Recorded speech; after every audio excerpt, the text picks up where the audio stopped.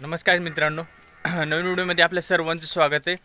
मित्रांनो, जोपर्यंत आपला व्यवसायामध्ये जम बसत नाही तोपर्यंत व्यवसायावरती अति खर्च करू नये. कारण आपण जर व्यवसाय चालू करण्याच्या किंवा एखादं वाढवण्याच्या काळामध्ये जर आपण अति खर्च केला गोठ्यावरती तर आपल्याला 100% नुकसान होणार आहे. त्यासाठी जोपर्यंत आपला व्यवसायामध्ये चांगला जम बसत नाही, त्यापासून एक चांगल्या प्रकारचं उत्पन्न आपल्याला भेटत नाही आहे, तोपर्यंत व्यवसायावरती अति खर्च करू नये किंवा दिखाऊपणा करू नये असं मला वाटतं. कारण बघू शकतो की काही लोकांना दाखवण्याच्या नादामध्ये मोठ्या प्रमाणात सुरुवात करतात. मोठ्या गोठ्याची बांधणी असो किंवा आणखीन काही जनावरांची खरेदी असो.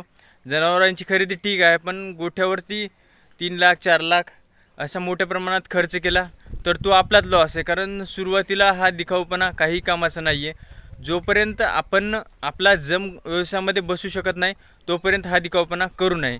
सुरुवातीला आपण छोट्या लेवलवरती स्टार्ट केलं पाहिजे की सुरुवातीला आपण विचार केला पाहिजे वैरणीचा, ब्रीडिंगचा आणि फीडिंगचा. जनावरांना चांगल्या प्रकारचा आहार, चारा आणि त्यांचं योग्य मॅनेजमेंट असेल तर आपली जनावरे कालांतराने आपल्याला एक चांगल्या प्रकारचं उत्पन्न आपल्याला देऊन जातात.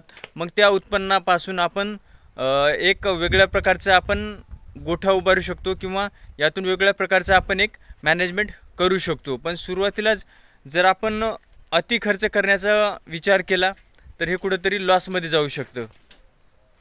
त्यासाठी अतिघाई शेतकरी मित्रांनी किंवा दूध व्यवसायिकांनी करू नये. कारण आपण सुरुवातीला विचार करतो की मी एकदम लॉटमध्ये 10 किंवा 15 जनावरे एकदम खरेदी करणार आहे, परंतु जर आपल्याकडे भांडवल नसेल तर अशा प्रकारची रिस्क घेऊ नये. कारण जनावर आपण जे खरेदी करतो त्यातील जनावरं सगळी चांगलीच लागतील आपल्याला असं कधी पण होत नाही. कारण यातील 4-2 जनावरं तरी आपल्याला फॉल्टी लागू शकतात. त्यासाठी घरचं ब्रीड तयार करणं कधीही चांगलं. कारण गोठ्यातील ब्रीड आपल्याला कधीही धोका देऊ शकत नाही. कारण धोका हे बाजारातूनच भेटू शकतो आपल्याला. आपल्या गोठ्यातील ब्रीड आपल्या डोळ्यासमोर तयार झालेलं असतं. आपण त्याला कोणत्या प्रकारचं सिमेंट वापरलं हे आपल्याला माहीत असतं आणि त्याची आईचं रेकॉर्ड काय, वडिलांचं रेकॉर्ड काय हे आपल्याला पूर्ण प्रकारे माहिती असतं. त्यामुळं घरच्या गोठ्यातलं ब्रीड आपल्याला कधी पण 100% सक्सेस देऊ शकतं.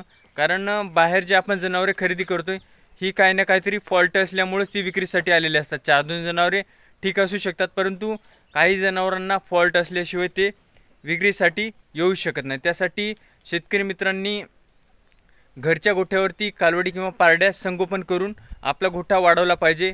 एक 4-2 म्हशीपासून एक 10-1 जनावर होईपर्यंत, जोपर्यंत आपलं घर खर्च बघून आपल्याला एक वेगळ्या प्रकारचं उत्पन्न स्टेबल राहत नाही तोपर्यंत व्यवसायामध्ये अति खर्च करू नये किंवा घाई करू नयेत. कारण बघू शकतो की आपण आपल्या गोठ्याचं उदाहरण घेऊ शकतो की आपण सुरुवातीला गोठ्यावरती खर्च केलेला नाही आहे सुरुवातीच्या काळामध्ये. कारण आपल्याकडे जास्त प्रमाणात भांडवल नसल्यामुळं आपण जनावरे बाहेरच बांधायचो. काही वर्ष आपण लिंबाच्या झाडाखाली आपण आपली जनावरे बांधत होतो एक 10 ते 15 वर्षापर्यंत. परंतु याला एक जेव्हा लॉकडाऊन लागल्याच्या नंतर याला एक वेगळं वळण देण्याचं काम मी केलेलं आहे व्यवसायाला. तेव्हापासून कुठंतरी एक उत्पन्न चांगल्या प्रकारात गोठ्यामध्ये दिसायला लागतं. यापासूनच आपण मग हा गोठा उभारलेला आहे आणि या गोठ्याच्या शेजारी आपण यावर्षी आणखीन एक दुसरा गोठा घेणार. कारण या गोष्टी हळूहळू गोठ्यावरती होत असतात.